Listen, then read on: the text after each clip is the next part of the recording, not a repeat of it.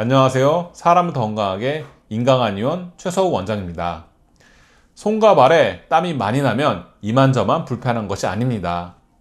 땀이 차면서 생기는 습진, 수포, 가려움증이 생기고 겨울이 되면 땀이 났다가 식으면서 나타나는 수족냉증에 시달립니다.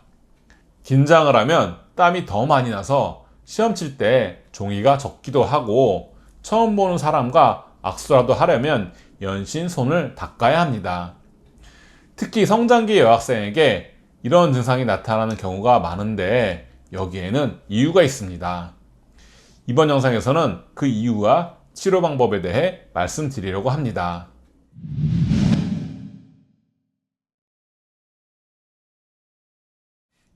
이해를 돕기 위해 실제 사례를 바탕으로 해설과 함께 설명드리려고 합니다. 여학생의 나이는 15살입니다.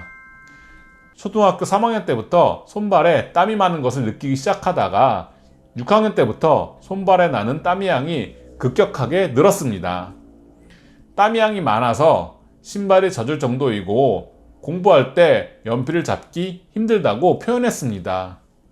특히 겨울이 되면 땀이 났다가 식으면서 손발이 너무 차가워지고 감기에도 잘 걸립니다.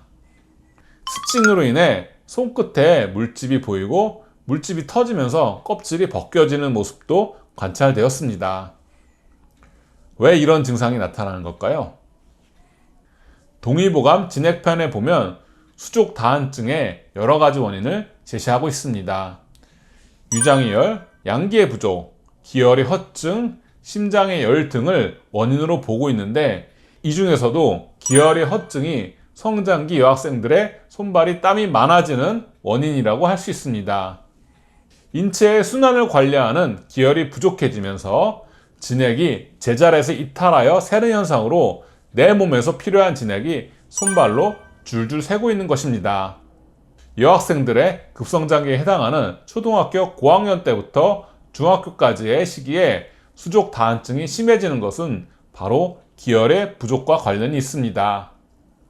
몸의 기능을 유지하는 기와 혈이 성장에 쓰이면서 항상 부족해지기 때문입니다. 여기에 초경이 시작되고 나면 매번 생리할 때마다 기혈이 더 부족해지는데 끊임없이 육체적, 정신적으로 기혈을 소진하는 교육 여건이 기혈의 회복을 방해합니다. 외형적으로는 커지지만 아직 오장육부의 성장도 계속 이어지기 때문에 기혈 부족 현상은 계속되어 20대에도 수족다한증이 지속됩니다. 그렇다면 기혈의 허증으로 인한 수족다한증은 어떻게 치료해야 할까요? 앞서 말씀드린 진액편에 명확한 처방이 제시되어 있습니다. 기혈을 보충하는 팔물탕에 진액 대사를 정상화하는 복령 등의 약재를 가감하여 치료하라고 되어 있습니다. 팔물탕은 기를 보강하는 사군자탕과 혈을 보충하는 사물탕의 합방으로 성장기의 여학생들에게 거름과 같은 역할을 하는 처방입니다. 팔물탕을 통해서 기혈이 보강되면 인체의 진액 대사 기능이 정상화될 수 있습니다. 여기에 내 몸에서 쓰여야 하는데 이탈하여 땀으로 나고 있는 진액을 제자리로 돌려주는 약재들은 손발의 땀을 말리는 역할을 합니다. 상기 학생은 팔물탕 가감방을 한 달 복약 후에 본인 표현으로 손과 발의 땀이 70% 정도 감소했다고 좋아했습니다. 한 달 더 복약 후에는 땀 때문에 불편함을 못 느끼겠다고 했습니다. 손발로 땀이 많이 난다는 의미는 성장에 필요한 진액들이 계속 새고 있다는 뜻입니다.